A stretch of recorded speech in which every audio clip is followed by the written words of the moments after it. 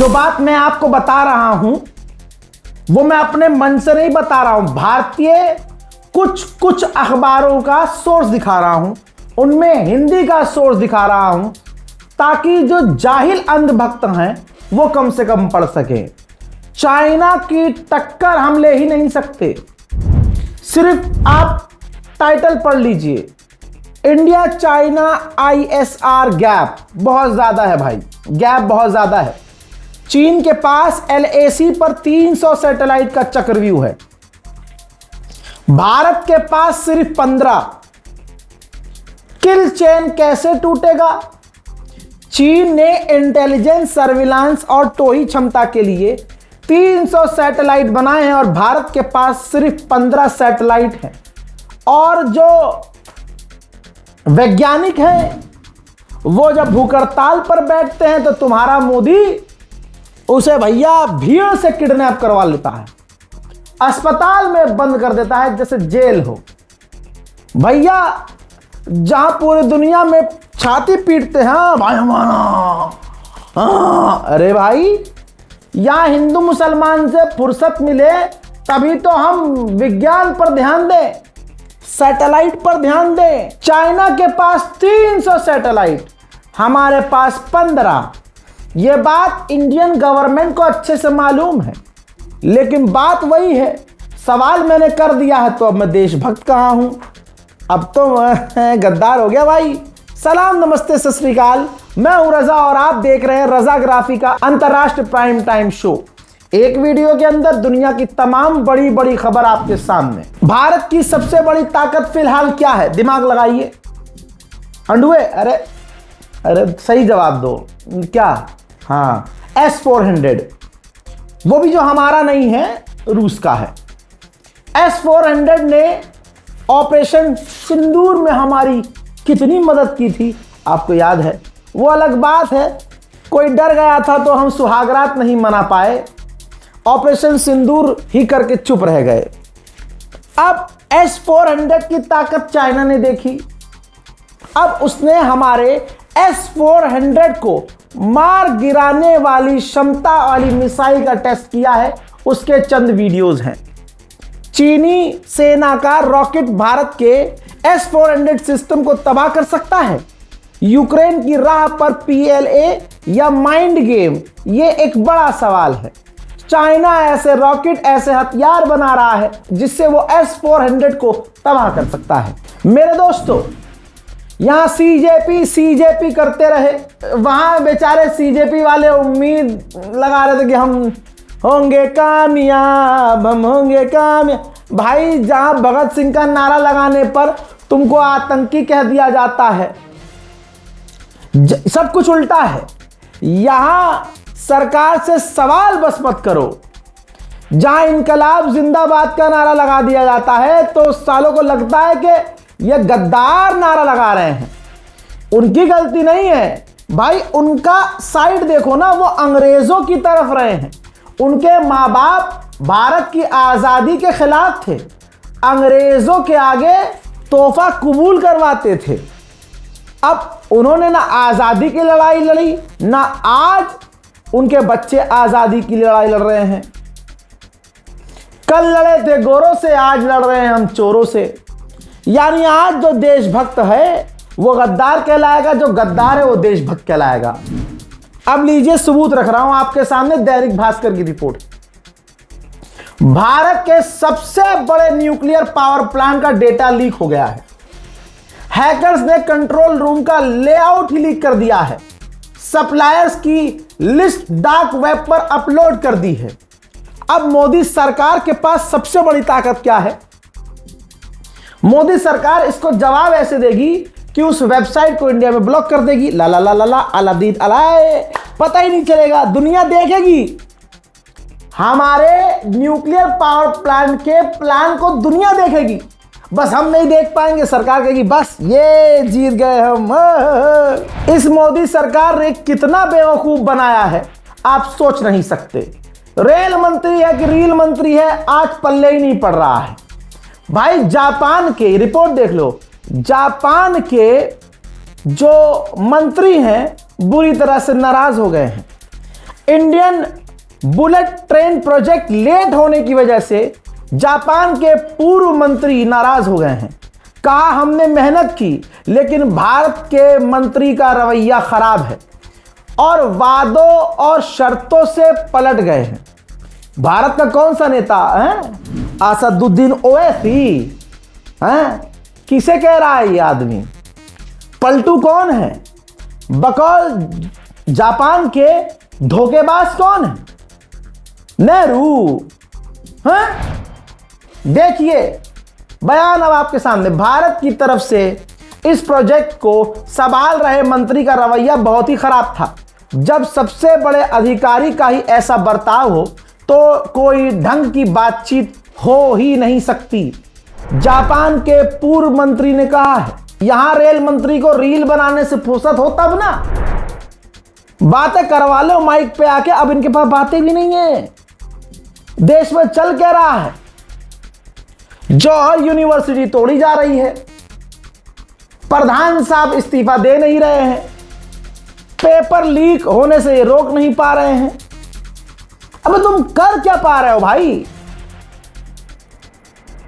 अंडुओं को दिखा देंगे जापान की सड़कें, चीन की सड़कें और लिख देंगे इंडिया का है भाई साहब। ये देखिए मोदी के काल में क्या जबरदस्त। ये है विकास भारत का। पाकिस्तान का नाम ले लेकर मुसलमानों को गाली बकी जाती है।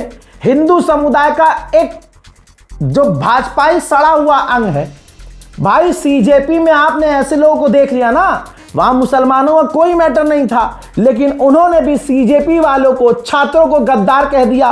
क्यों? क्योंकि उनके बाप से सवाल कर दिया। उनका बाप कितना गद्दार है कोई सवाल नहीं कर रहा। भाई ये भी तो मुद्दा है। रिपोर्ट आपकी स्क्रीन पर है, फर्स्ट पोस्ट का आपके सामने सोर्स रख रहा हूं। एससीओ शंघाई कोऑपरेशन ऑर्गेनाइजेशन की मीटिंग इस्लामाबाद में थी। आपको कानो कान खबर नहीं हुई? चीथड़ा त्रिपाठी, अंजना ओम, टुचुर पुचुर, इन लोगों ने आपको बताया ही नहीं कि भारत इस्लामाबाद गया था। भारत के प्रतिनिधि चीन के द्वारा बुलाई गई मीटिंग में इस्लामाबाद गए थे। साला जिनको इस्लामाबाद बड़ा पसंद आ रहा है उनके चेले चपाटे गाय का मूत पी के भारत में हिंदू मुसलमान कर रहे हैं, मुसलमानों को पाकिस्तानी बोल दे रहे हैं। यहां तक कि सीजेपी के लोग जो बेचारे प्रदर्शन कर रहे हैं छात्र, उनको पाकिस्तानी, खालिस्तानी, आतंकी कह दिया गया। कब जागोगे भाई? कब जागेगा मेरा हिंदुस्तान? इधर भारत को बड़ी कामयाबी मिली, प्राइवेट ऑर्बिट रॉकेट लॉन्च किया गया, वो लॉन्च कामयाब रहा है। भाई साहब, दो वैज्ञानिक जो इसरो में काम करते थे, उन दोनों वैज्ञानिकों की ताकत देखिए।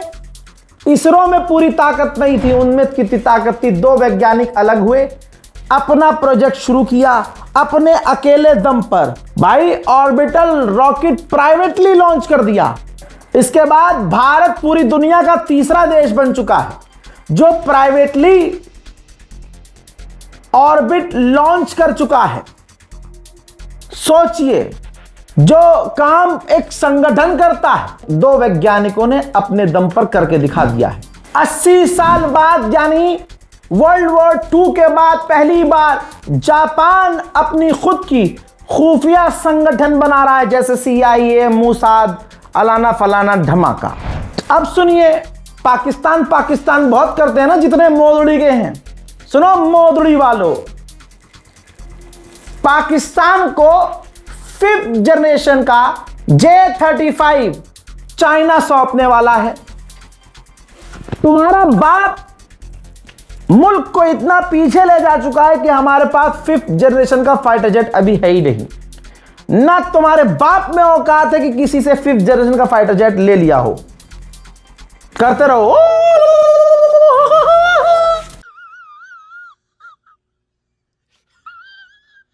CPEC प्रोजेक्ट के अंडर काम चल रहा है पाकिस्तान के अंदर। पाकिस्तान के अंदर बलोच हमले कर रहे हैं। लगातार पाकिस्तान में प्रदर्शन और धमाके हो रहे हैं। इस वजह से CPEC के अंडर जो प्रोजेक्ट चल रहा था वो पाकिस्तान में बंद हो गया है। पाकिस्तान के लिए बड़ा झटका है। वहीं चीनियों पर लगातार पाकिस्तान में हमला होता है, तो पाकिस्तान बिल लेके आया है कि CPEC के अंडर जो चीनी हमारे पाकिस्तान में मौजूद हैं, उनके परिवार, उनके घर वालों और उनकी पूरी सुरक्षा पाकिस्तान की फौज करेगी। पाकिस्तान की चालाकी देखिए, पाकिस्तान के आर्मी चीफ आसिम मुनीर तुर्की गए थे और तुर्की से बोला है कि चाचा हमारा डिफेंस एग्रीमेंट है अरबों के साथ, सऊदी अरब भी है, आप भी शामिल हो जाइए। अगर ऐसा होता है तो पाकिस्तान इस इलाके में भारत के लिए तो खतरा बन ही चुका है। अब सुनिए, हमारी फौज पे देखो, सरकार अलग है, फौज अलग है। भारत ने पहली बार समुद्र में अंदर 12 परमाणु बम तैनात किए हुए हैं, सिर्फ तैनात किए हैं, और पाकिस्तान की इस पर ही लैंड ही निकल गई है। और चिंता व्यक्त की है कि ऐसे 12 परमाणु, अरे 12 परमाणु की तैनात किए, हमारे लिए खतरा है। मेरे दोस्तों, पाकिस्तानियों से बेहतर कोई नहीं जानता, लेकिन मैं आपको खबर को बता रहा हूं, बड़ी खबर है, जान लीजिएगा। पाकिस्तानी इस बात को जानते हैं। पाकिस्तान के अंदर पाकिस्तान की आर्मी के खिलाफ अब तमाम संगठन एक हो रहे हैं, जैसे TTP, KP, बलोच और दूसरे और कई संगठन हैं। आसिम मुनीर के खिलाफ सब एक हो रहे हैं। भाई साहब, गुलाबी सुअर, मैं क्या कहूं, बस कैमरा बंद करके गाली बक लेता हूं यार। भाई साहब, गुस्सा आता है। कनाडा में वाइल्ड फायर लगी, ये देखो जरा, इसमें कनाडा की क्या गलती भाई? आग इतनी खतरनाक लगी, कनाडा बेचारा लगा हुआ है उस आग को बुझाने में कि भैया और आग ना बढ़ जाए। आग बढ़ेगी तो आसपास के देशों के लिए भी खतरा होगा। Point to be noted. गुलाबी सुअर ने क्या कहा कि हम कनाडा पर टैरिफ लगा देंगे। अच्छा, क्यों? क्योंकि यहां जो आग लगी है इसका धुआं जो है हमारी तरफ आ रहा है। अबे भाई, मैं कह रहा हूं पूरी दुनिया में दुआ करनी चाहिए हर धर्म के स्थलों पर कि भाई ये गुलाबी सुअर। मेरे दोस्तों, डोनाल्ड ट्रम्प, अरे सुनो, बाप मानते थे, पूजा करते थे। डोनाल्ड ट्रम्प का चूतड़ चाटने वाले भारत में मौजूद थे, पूजा कर रहे थे, आरती उतार रहे थे, बीच सड़क पर बैठ के तालियां पीट रहे थे। अब उनके चूतड़ों पर डोनाल्ड ट्रम्प ने ठप्पा लगा दिया है। क्या किया है? ये रही रिपोर्ट। अमेरिका में, कम भारत की बात करते हैं, 1.5 लाख भारतीय ऐसे हैं जो वहां जाकर ट्रक ड्राइवरी का काम कर रहे हैं। आपके पास ऐसे भारतीय अमेरिकी लोगों की रील्स आती होगी। डोनाल्ड ट्रम्प क्या करने वाला है कि उन भारतीयों को अमेरिका से लात मार के निकालने वाला है, और जो 1.5 लाख से ज्यादा वैकेंसी खाली होगी उस पर रिटायर अमेरिकी सैनिकों को तैनात करने वाला है। वो नौकरी अमेरिका के पूर्व सैनिकों को देने वाला है। ठीक है, लीजिए अगला। अंधभक्त तुम्हारे मुंह में लहंडा, ये लो, ढंग से महसूस करो। जो वीजा लेकर भारतीय स्टूडेंट वहां रह रहे थे, पढ़ रहे थे, और जो पत्रकार वाला वीजा लेकर अमेरिका में थे, ऐसे लोगों को भी डोनाल्ड ट्रंप अपने मुल्क से निकालने वाला है। मोदी सरकार की चड्डी फटी, और यह रहा अगला प्रूफ। मोदी सरकार ने डर और चिंता व्यक्त किया है कि ऐसे तो बहुत दिक्कत हो जाएगी। अरे क्या दिक्कत होगी मोदड़ी वालों, जब मोदी जी हर साल 2 करोड़ रोजगार वो निकाल के देते हैं, तो क्या दिक्कत है अपने मुल्क भारत में? यहां पर मौज करेंगे। ला ला ला ला ला, अलादीन अलादीन। चाइना के लिए एक बड़ा खतरा मंडरा रहा है। चाइना ने वार्निंग जारी कर दी है। चाइना के लोग बांग्लादेश जा रहे हैं, वहां से खूबसूरत लड़कियां दुल्हन बना के ला रहे हैं। चाइना ने वार्न कर दिया है कि ये ह्यूमन ट्रैफिकिंग में आएगा, इससे हमारे देश के लिए खतरा पैदा होगा, जासूसी का खतरा बढ़ेगा और अलाना फलाना धमाका हो सकता है। हजरात, अब तो अंडे भी इतने ऊपर हो गए हैं कि वो अब ड्रोन की बातें कर रहे हैं। श्रीलंका तुर्की से ड्रोन खरीदने की बात कर रहा है। तुर्की ने कंफर्म कर दिया है कि यूएई को हम S-400 दे देंगे, उसे जरूरत भी है, ईरान बहुत बुरी तरह से पेल रहा है। तो S-400 हम यूएई को दे देंगे, जिसके बदले हम अमेरिका से F-35 फाइटर जेट खरीदेंगे। हजरात याद है ना, वेनेजुएला में भूकंप आया था। वेनेजुएला के उस भूकंप में मरने वालों की संख्या 5000 हो चुकी है। हजरात मोहतरम, अंतरराष्ट्रीय प्राइम टाइम रिपोर्ट में आज के लिए इतना ही।